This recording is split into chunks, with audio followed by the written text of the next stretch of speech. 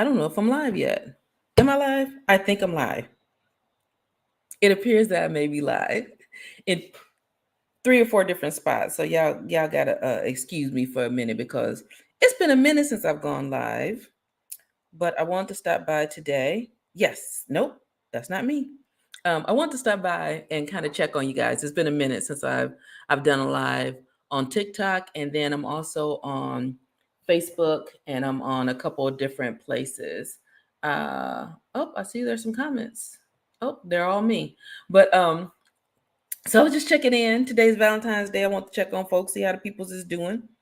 Uh, because this is uh as far as days go, it's just really interesting how we tend to uh, make days into certain things that they don't necessarily have to be. So, as a divorcee, a recent divorcee, I just want to get in here and kick it with y'all and talk about Valentine's Day, see how y'all's was.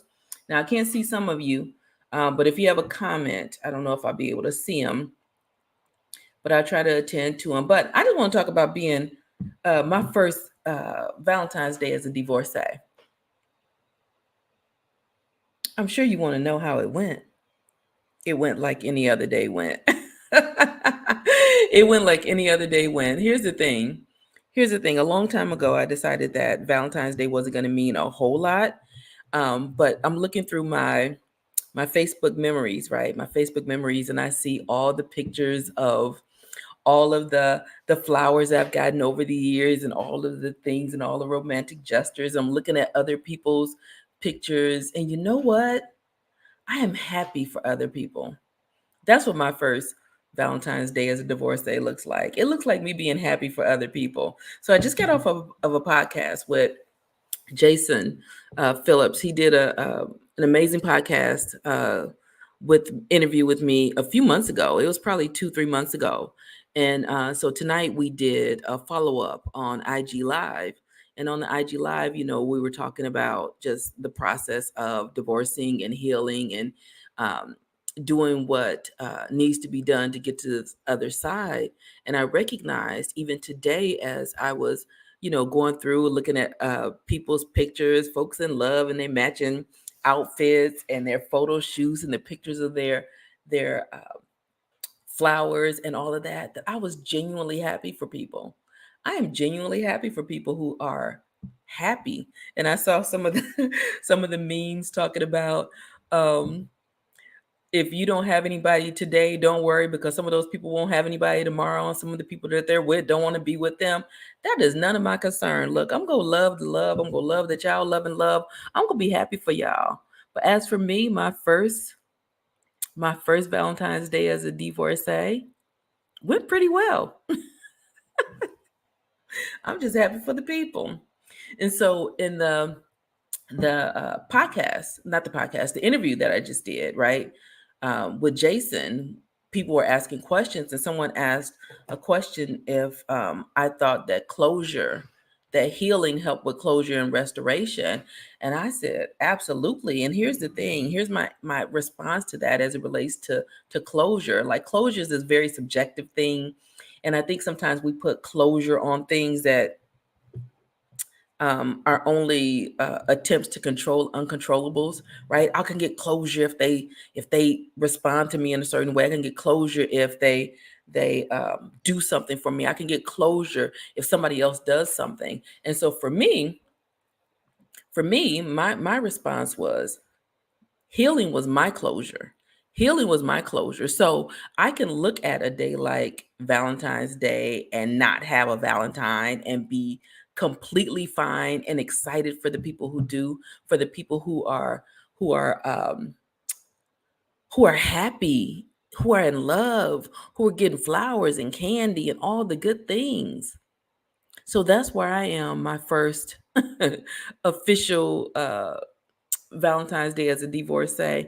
Oh wait, the TikTok people is talking, y'all. The TikTok people is talking. Hold on, let me see what they're saying.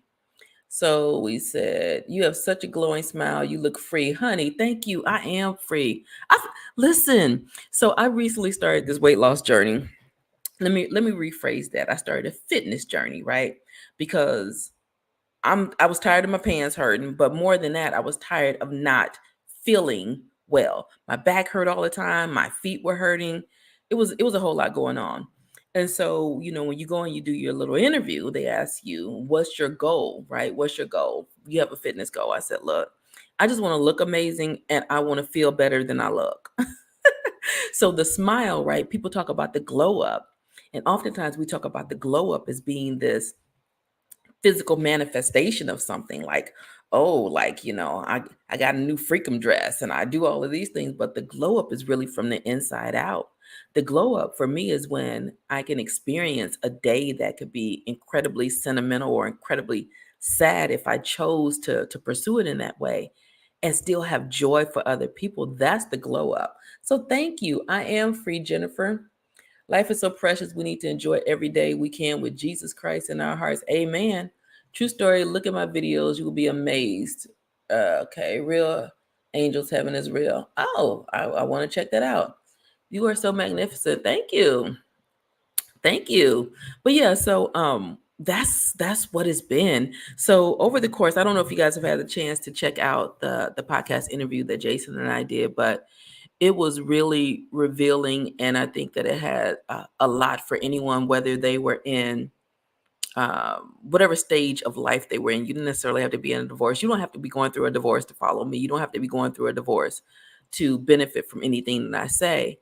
But it was a really good interview with a lot of um, wisdom for life, a lot of things that you can do. So for my TikTok people who aren't following me, you can probably find me on, I have a link in the bio where you can get connected to my other social media sites, but it's posted on YouTube and all of that. It's also on, where is it? It's on Facebook. There's links on my IG. But I think there's a lot to be said about making sure that we do our own work so that we don't allow days to do a number on us, regardless of who you are, regardless of where you are. Um, because I know that there are people who are probably really struggling through today. There are people who are going through situations, whether they are alone for the first time, whether they've lost somebody close to them, who struggle through this day. And I just want to remind you that the day is just a day. It's a day that, people decided was going to be a day for folks to spend a lot of money and do a lot of things. But my assertion has always been, if the only day that I feel good or feel loved is Valentine's Day or Christmas or my birthday, then something's not happening right. So I implore you, if you struggle through the day, what I would highly recommend to you is that you find ways to fall head over heels, madly and deeply in love with yourself. Then you won't look at other people and be upset about what's going on with them. You won't care about what's going on with them. You'll be so enticed with your own life that it won't mean as much as you think it means for somebody else to be living an experience that you're not 100% sure of what it is, that you've only imagined what it is. So don't let your imagination run away with you. Embrace the reality of your day, of your today, of your life. And so, that's for me. I keep having these milestones and these moments where I'm like, oh, I know I'm good. Oh, I know I'm good. This was oh, I know I'm good kind of day because I was literally finding joy in scrolling through and seeing couples happy together. I was finding joy in it. And if you aren't, or if you didn't, then you got to check yourself and go, what part of me is missing that has nothing to do with other people, because it's not about other people. It's not about what they're doing or how they're doing. It's about you. And if you haven't addressed that, then it'd be something else that'll be making you mad.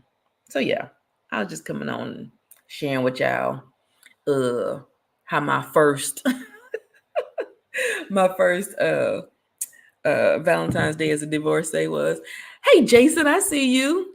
I was just telling them, I'm talking to the TikTok people because Jason's on TikTok. I was just telling them about the podcast. They need to check out your podcast, Peace and Prosperity.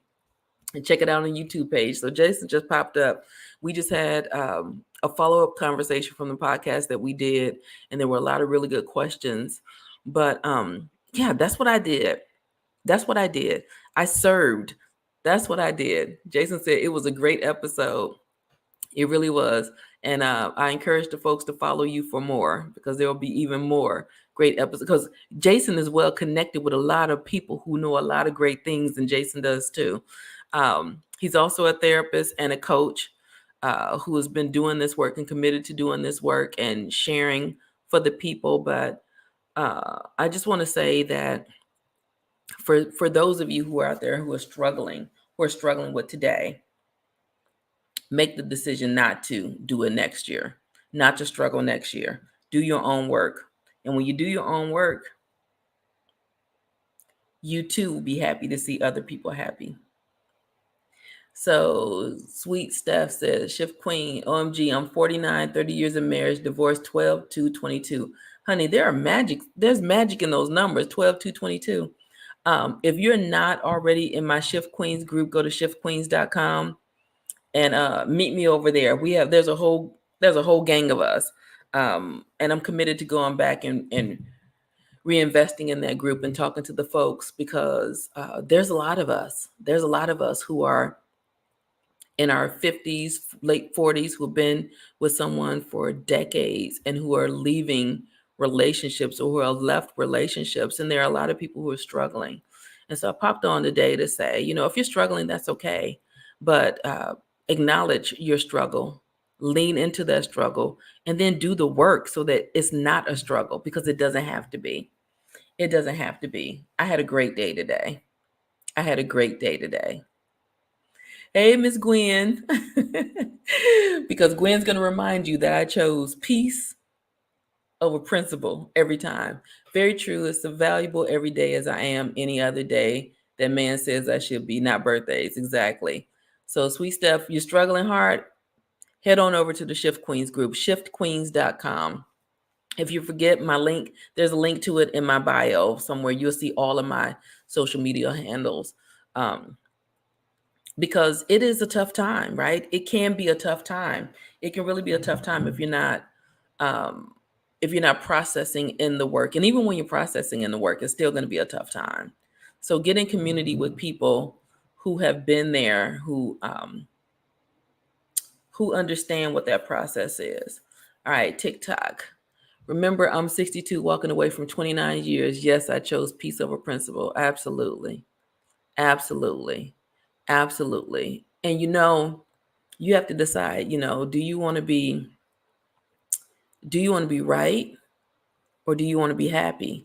And some of us get stuck in being right to our detriment. And then we prolong the process. We prolong the suffering. Looks like my camera unplugged. Okay, something happened with my broadcast. I'm going to leave. Oops. Look, the